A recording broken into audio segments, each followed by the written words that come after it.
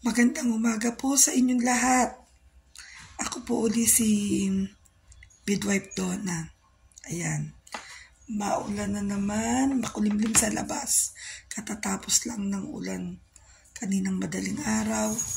At eto po ako katatapos rin lang ng aking prayer, morning prayer. Ayan, and devotion.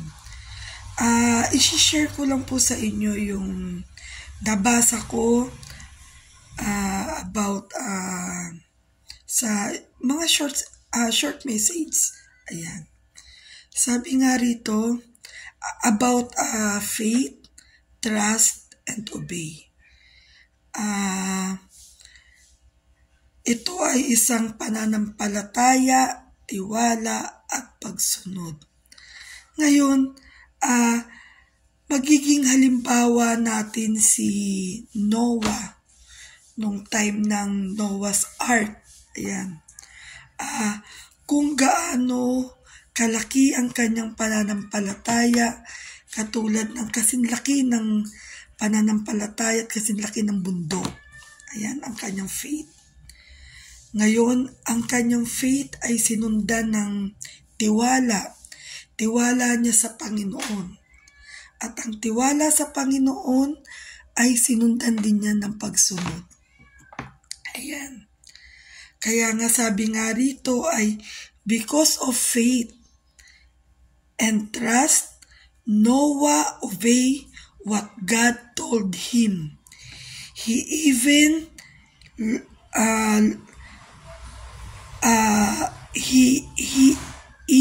built an ark on top of the mountain. People laugh on him but ignore him.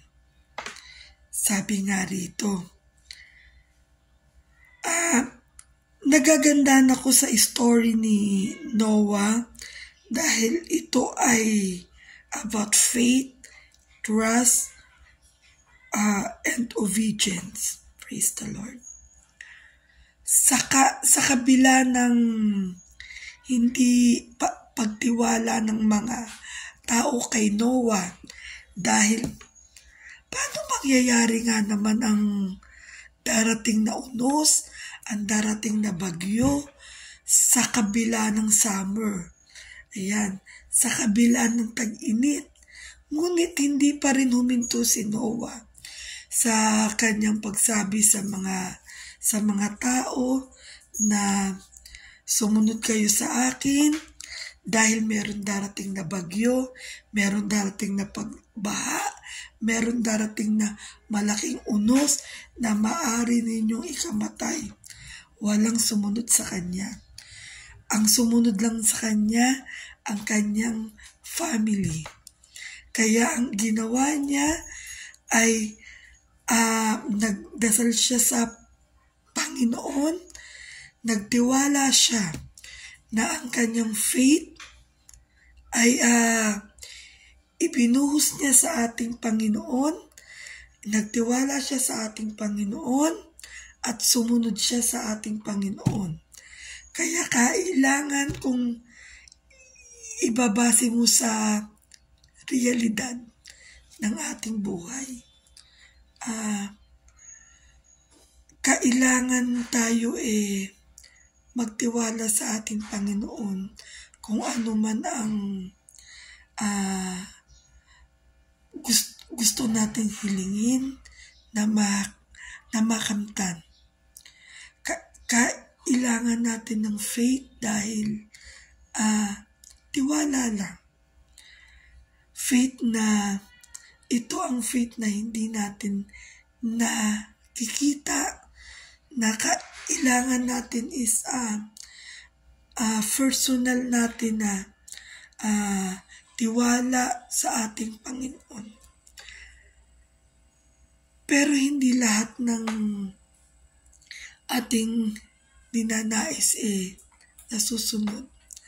Kailangan din natin ng mag-obey, kailangan din natin na maghintay sa tamang panahon. Ayan. Dito po natatapos ang aking short message na faith, trust, and obedience. Yan. Kailangan natin yan na isa buhay sa araw-araw na hindi pwede na magkakahiwalayan, na puro tayo faith na wala namang trust, na puro tayo trust na walang faith, na hindi naman pwedeng obedience na walang trust and faith. Dapat magkakasama yan tatlo. Faith, trust, and obedience. Yan. Para ang ating hinihiling sa ating Panginoon matugon niya. Ayan. Maraming salamat po. Amen.